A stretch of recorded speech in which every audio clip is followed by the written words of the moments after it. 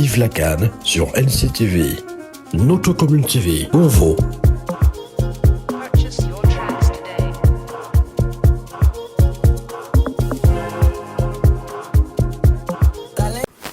Et ben voilà, on va sortir de cette émission dans quelques 5-10 minutes par là, et juste derrière, il y aura des réjouissances, ça et là. Bon, alors on va... Mais dis-moi Yann, si Osimhen était au sein de Lyon, je crois qu'il serait débarqué depuis. Hein. Coach, défilé, c'est moi qui pose les questions ici. Vous voulez à tout prix faire le buzz. Hein. Vous voulez nous mettre dans les problèmes. Bon, d'accord.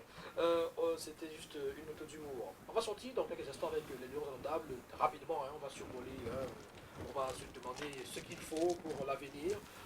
L'exemple sénégalais nous parle, l'exemple marocain nous parle, et c'est pas aujourd'hui qu'on en parle justement, parce que chaque fois qu'il y a des... ce qui est marrant, c'est que chaque fois qu'il y a des victoires, comme ça, après les finales de Coupe d'Afrique, on tire les conclusions et on dit ça nous parle, ça nous parle. Mais qu'est-ce que nous aussi après on fait? On continue à faire les mêmes choses, on continue à faire le culte de la personnalité, on continue à bagarrer entre le ministère et la fédération, et à sanctionner, écarter des joueurs n'importe comment, et par la suite... Toujours pas de trophée. S'il y a eu un trophée, depuis que le président Ito est à la tête de l'Africa Foot, je cherche. C'est l'UNEFA. L'UNEFA, oui, il y a eu 17. Il y a eu 17. Bon, oui, il y a eu 17. Bon, alors, Franck Lima, puisque vous avez pris la parole, dites-nous, les Lions indomptables du Cameroun, qu'est-ce que vous retenez de leur parcours, la Coupe d'Afrique des Nations? Ils sont en quart de finale. David Pagou, en 6 matchs, c'est quoi? 5 matchs. Bon, 6 matchs, je parle de... Match amical. Match amical, bon, c'est un match opération. On n'a pas vu. Ça compte Vous l'avez pas. vu? Ça compte pas. Ça compte. 5 matchs, ouais, je vous donne raison. 5 matchs. C'est une défaite. Et 4 victoires. 3 victoires. Oui. 2 matchs nuls. Un match nul. Oui, moi en fait, je vais juste... Qu'est-ce que je vais dire? Je vais dire que la sélection camerounaise qui a pris part à la Coupe d'Afrique des Nations à 35e édition, et comme l'a si bien dit le président de la Fédération camerounaise de football, le Cameroun n'est pas une nation qui va en Coupe d'Afrique jouer les quarts de finale. Donc si on arrive à en jouer les quarts de finale et que, après avoir dit cela, on félicite. Il a dit ça depuis. Entre-temps, les choses ont changé. C'est ce que je disais, il a dit ça, ça faisait pas un mois, et comme Dieu sait répondre aux gens, il a répondu. Donc, moi, Je pensais que c'est Dieu qui a répondu. moi je dis que le Cameroun, tout comme les grandes nations de football, ne vont pas à une compétition pour arriver à un certain niveau de la compétition. Et si le Cameroun, 5 fois champion d'Afrique, arrive en CAN et sort en quart de finale, ça veut dire en clair que le Cameroun a échoué dans cette compétition. Donc, pensez que le Cameroun a échoué, Oui, malgré les quarts de finale. oui, bien sûr, le Cameroun a échoué. Dans ce cas, c'était quoi les ambitions claires du Cameroun à cette CAN? C'était quoi les ambitions réelles?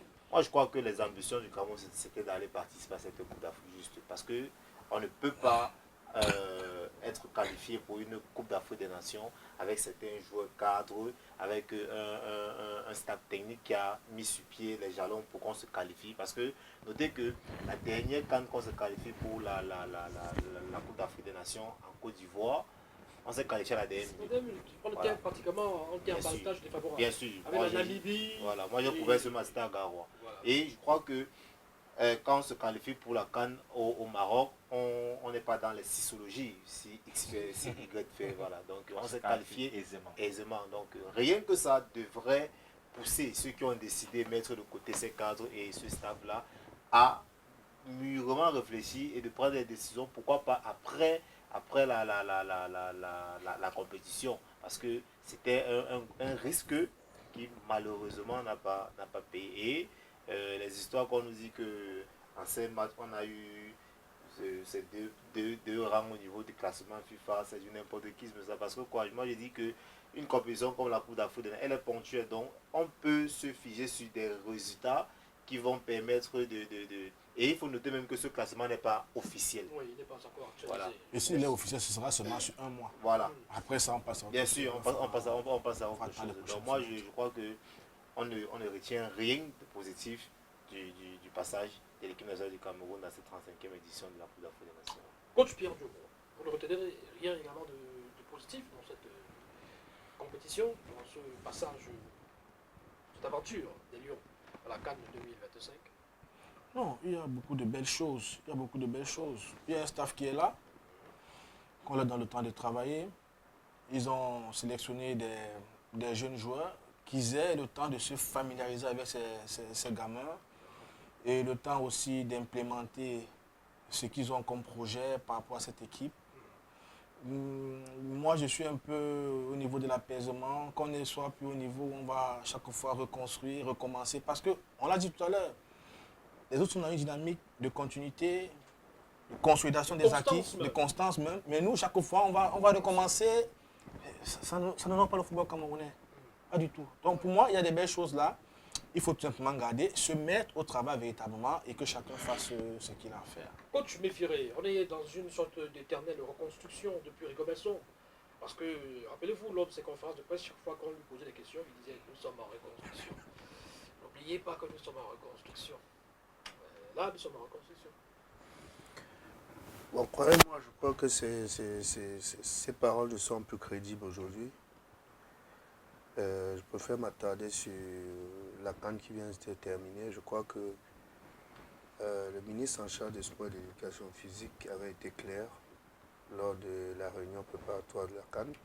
Il avait dit qu'il confiait l'équipe à la FECAFOOT pour qu'on ait des résultats meilleurs, pour le paraphraser. Nous avons eu le président de la FECAFOOT lui-même qui a fixé un cap en disant qu'on était le pays de Roger Mila, Patrick Boma et consorts ne doivent pas aller à la CAN, cette compétition majeure, pour sortir en quart de finale. Et s'il faut analyser tout ça, on peut dire que je crois s'il y a un bilan à faire, on est largement en dessous de la moyenne avec les avancées du président de la FECAFOOT. Maintenant, on a nommé un entraîneur le 1er décembre, et tout de suite il a sorti sa liste. En analysant la liste, on a constaté qu'il y avait des joueurs qui n'apparaissaient plus. Le groupe était rajeuni pour des raisons que lui-même il a évoquées. Et nous avons vendu très moins cher la peau de ces enfants quand ils allaient à cette CAN, parce que regrouper les enfants comme ça qui n'avaient jamais joué ensemble, et c'était la première CAN pour certains, on s'attendait vraiment à un fiasco. 18 ou 14? Je ne sais pas trop, je n'ai pas fait la mathématique. Je crois qu'on s'attendait vraiment à un fiasco, mais ce qu'ils nous ont montré là-bas nous a vraiment surpris. Je pense que pour cela, ils peuvent être juste en dessous de la moyenne. Maintenant, c'est un groupe jeune. Au vu de ce qu'ils ont montré, on sent que s'ils restent longtemps ensemble, ils peuvent faire quelque chose de meilleur, même s'ils ont encore eu une pression supplémentaire, parce que au soir de leur élimination, le président de la FECAFOOT a encore dit ok, on ne fait pas de déclaration, mais préparez-vous parce que à la prochaine, on va pour la remporter. À la prochaine CAN. Tanzanie, Ouganda, Kenya. Donc, il a dit, donc, je crois que c'est encore une Est-ce qu'on sera prêt? C'est une pression Ou est-ce énorme. qu'on sera encore en Ça construction? peut en même temps les motiver. Voilà. Ça peut être une source de motivation, ok. Si on va la prendre, ça sera bien, mais si on ne la prend pas, on sera toujours en train de revenir sur les propos des gens qui se sont dit Lyon indomptable et que les autres c'était juste des sobriquets. Voilà. Aujourd'hui, on ne peut que avoir des regrets. Et je crois qu'on gagnera à être humble pendant nos sorties, nos déclarations. Parce que c'est vrai, les Lions indomptables du Cameroun, c'est une équipe bien respectée dans le monde entier, parce que premier quart de finale, c'est nous, champion olympique, c'est nous. Nombre de coupes du monde jouées, c'est nous. Nous sommes devant tout sur le papier, mais ça reste des archives, ça c'est sur le papier. Maintenant, les choses ont changé, les pays ont évolué. Donc il faut qu'on se batte pour être au niveau des autres en travaillant. Est-ce que vous avez l'impression, vous, Roméo Oula, que finalement, quand on parle de Lions indomptables du Cameroun, Et le football camerounais, il s'agit beaucoup plus de faire briller quelqu'un et pas forcément cette équipe nationale.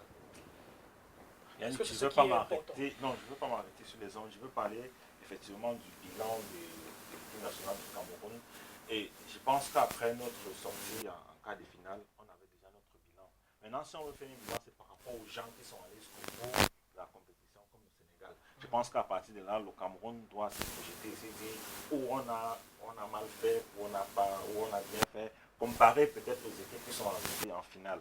Quand on regarde le Sénégal, par exemple, je suis pour la reconstruction, mais non pour la rupture totale. Donc, une équipe peut bien se reconstruire en laissant certains anciens qui vont encadrer les jeunes qui arrivent. Quand on regarde ce qui s'est passé au Sénégal aujourd'hui, là, c'est tout à fait... Le Cameroun pouvait prendre cet exemple-là et aller le plus loin possible à la CAN. Pendant... on a nommé le coach Pagou, il a fait sa sélection, il a écarté un certain nombre de joueurs. Quand on écarte Aboubakar Vincent, on écarte Makenga Ngadjoui, ce sont des joueurs qui pratiquement allaient disputer leur dernier CAN. Et c'est l'idéal, c'est normal que quand un joueur a autant donné pour son équipe nationale, il sort de l'équipe, comme Mané a annoncé qu'après cette CAN, peut-être qu'il ne va plus jouer. Et il y a beaucoup de joueurs qui ont annoncé que c'est le CAN. Mahrez en Algérie qui dit que c'est sa CAN. C'est comme ça qu'un joueur doit sortir de son équipe nationale. On ne doit pas t'empêcher de jouer ta dernière Et vous revenez à ma question, justement, on- faire briller un seul homme. Laissez-moi aller au Voilà. bout de ce développement. Donc, comme je le disais, on laisse des joueurs qui sont peut-être à la dernière compétition vous dire ça c'est ma dernière compétition. Aboubakar Vincent n'allait pas forcément être titulaire dans l'équipe nationale du Cameroun, mais il avait sa place lors peut-être des 20 Mais il pouvait dernières battre un minutes et tout record. ça. Lui, il pouvait battre un record, il pouvait marquer des buts et permettre à l'équipe nationale du Cameroun d'aller aussi loin. Mais maintenant, à côté de Aboubakar Vincent que j'ai cité, Makenga Ngadjoui, il y a des joueurs comme Onana qui pour moi représente encore le futur, l'avenir de l'équipe nationale du Cameroun, et Zambo Anguissa qui représente encore le futur. Bon, lui, parce il était que blessé. je pense, bon, Voilà, il n'a pas été acceptons qu'il était blessé. Il est Vous blessé voyez jusqu'à autre chose. présent puisqu'il ne joue pas. Voilà. Tout à fait, oui, il est blessé. Donc, à côté, il y avait André Onana qui, selon moi, quand Aboubakar Vincent allait déposer, parce que c'est naturel, après, il aurait pu le Tu as relais. oublié Tchatchoua. Voilà. Jackson Tchatchoua aussi. c'est l'avenir, justement, tout ça. Mais qui n'était pas là. Une absence C'est remarquable. l'avenir, justement, de l'équipe nationale du Qui Cameroun. a été préjudiciable. Oui. Pas de latéral La droit pour le reconstruction. remplacer. Oui. Tchama deux. Tout à fait, le renouvellement, la reconstruction allait se Là, faire on est fini. naturellement. D'accord. Avec chaque joueur qui à un moment allait laisser la place à l'autre, peut-être Zambo Anguissa, André Onana, ce sont les futurs capitaines de l'équipe nationale. Pour moi, donc pour le moment, Allez, ils ont encore leur place. On va mettre le cap sur le Canada, parce qu'on nous attend de ce côté-là, on frappe à la porte.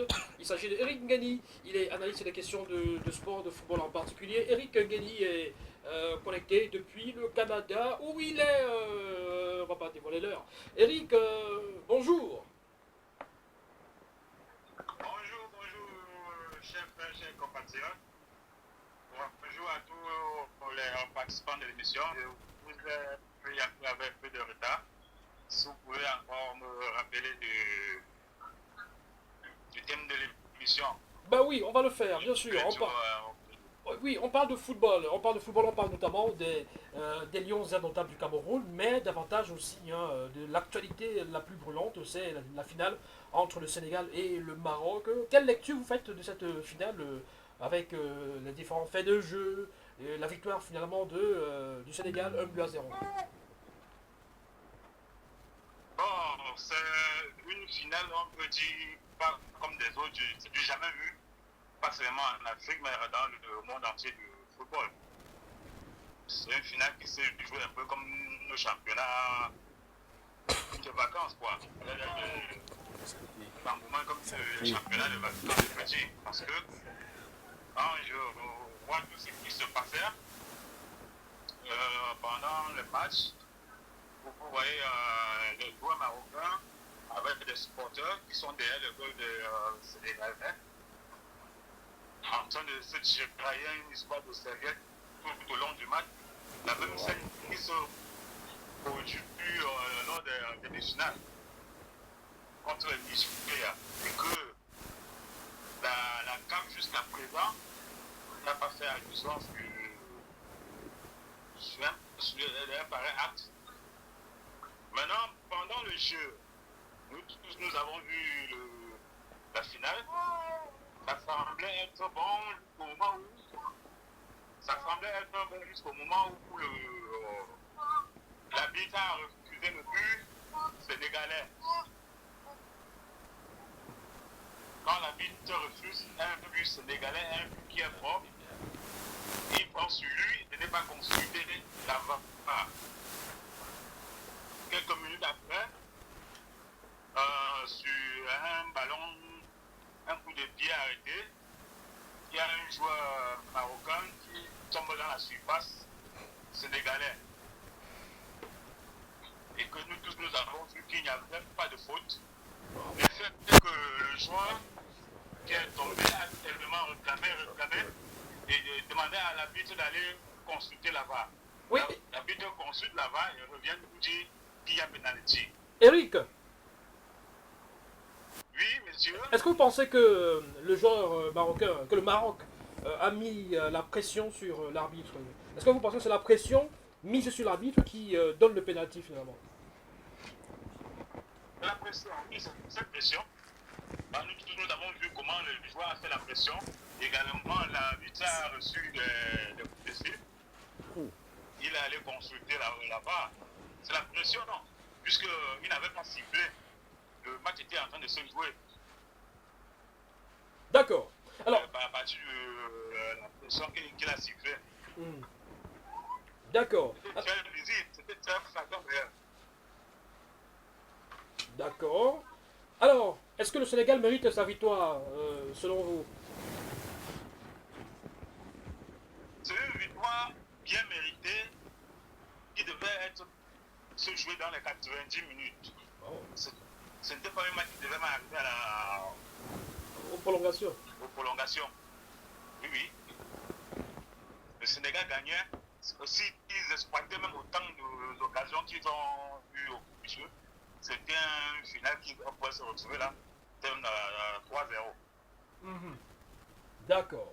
Maintenant, laissons de côté cette finale entre le Sénégal et le Maroc. Parlons un peu des Lions innotables du Cameroun pour sortir.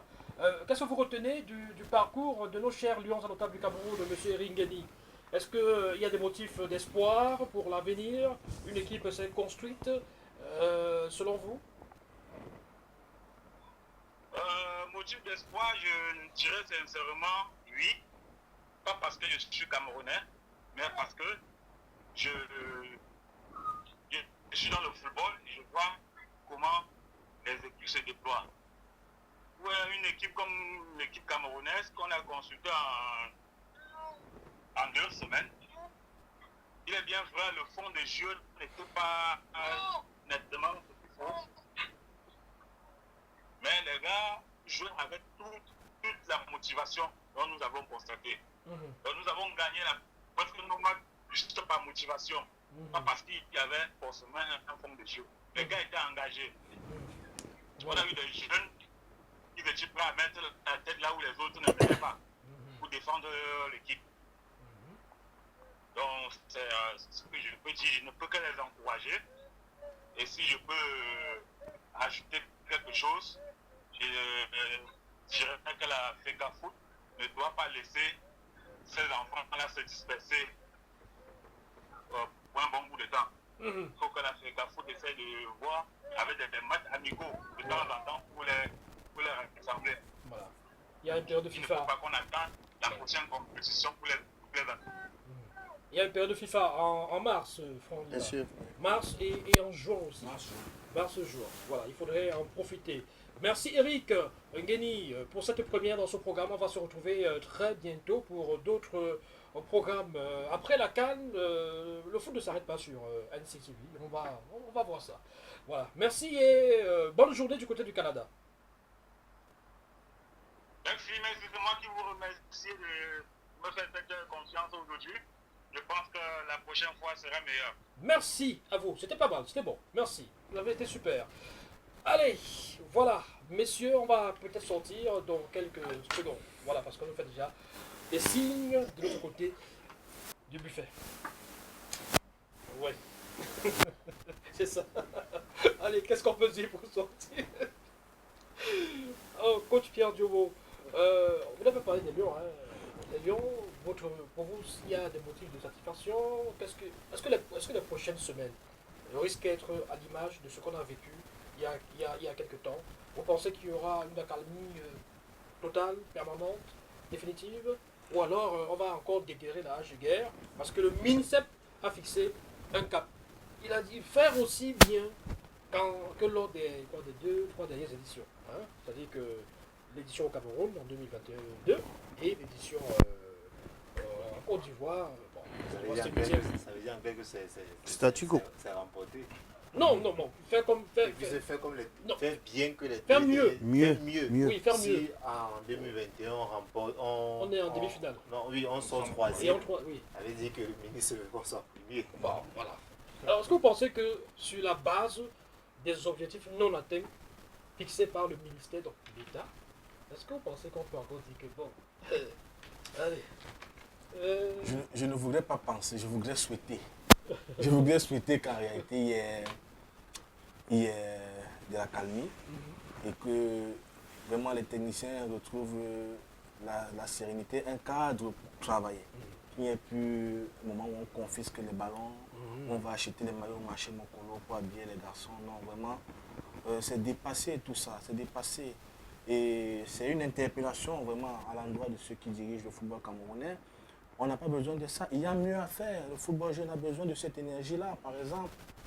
Pourquoi le football d'élite au Cameroun a besoin de cette énergie-là? Pourquoi gaspiller ça pour des combats, ma foi, inutiles? Mais si Kofan marque, ce n'est pas Marc puisqu'il a sélectionné, moi je suis content.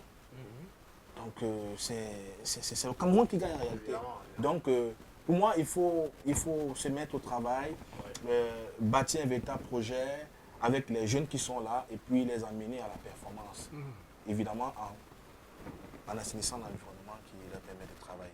ben voilà, merci. Je pense qu'on va sortir avec ce souhait qui peut être pris comme une sorte de prière afin qu'on n'assiste plus à des spectacles désolants et désobligeants.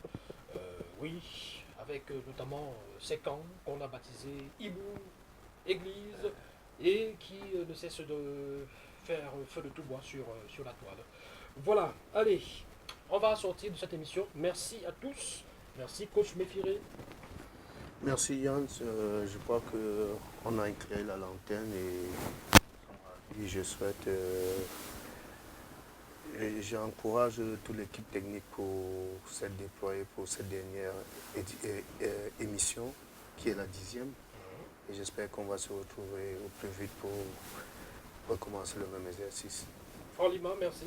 Merci. Une fois de plus encore, bonne année. C'était un plaisir de finir l'édition de la CAN avec ce panel riche et on en ressort satisfait. D'accord. Une jeune demoiselle là qui me demande si vos lunettes là sont des lunettes, c'est des verres optiques ou bien c'est juste pour le blague. Non. Alors, Roméo, merci pour toute cette campagne. Ce fut un plaisir, Yannick, c'est un plaisir. J'espère qu'on aura d'autres occasions en dehors de la CAN pour pouvoir justement parler football et pouvoir analyser les différentes rencontres. Et ça a aussi permis de rencontrer cette impression, de revoir C'est le meilleur. se rencontrer. Donc, on vous dit, restez connectés. Nous sommes là et on espère avoir d'autres occasions. Vive la CAN a finalement été un véritable réseau social. Coach Pierre Diobo, merci vraiment beaucoup parce que vous faites des navettes. Voilà, il y a Non, c'est moi qui vous dis merci. Merci de nous permettre de partager des plateaux comme ça avec des éminentes personnes. Au mieux, on se connaissait, on s'est perdu de vue pendant un moment. Je partage un plateau pour la première fois avec le coach Méfiré, Franck Lima aussi, que j'ai souvent vu à la télévision, avec qui je partage un plateau. C'est exceptionnel. Merci à vous, merci à NC. Je vous souhaite de vous amener de grandir un peu plus que au niveau où vous êtes actuellement. Ouais, merci. Merci à tous.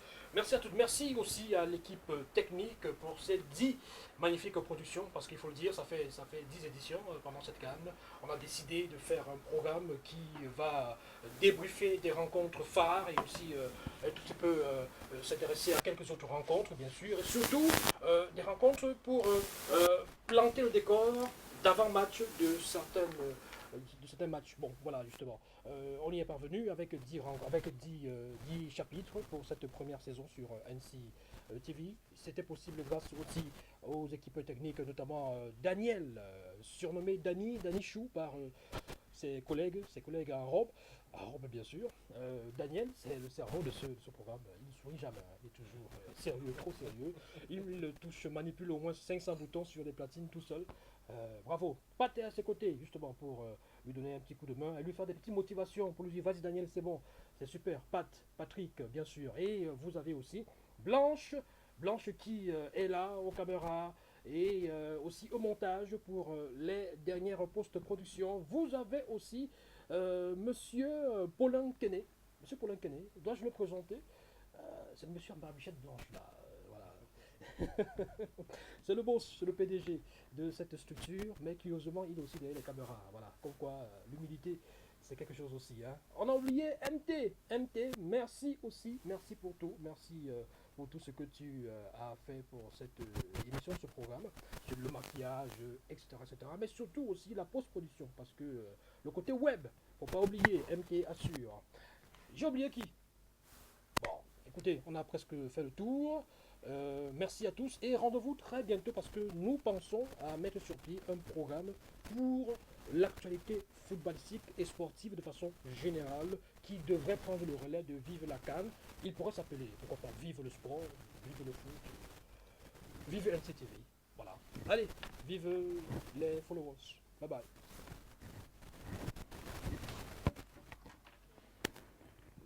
Vive la CAN sur NCTV. Notre commune TV, pour vous.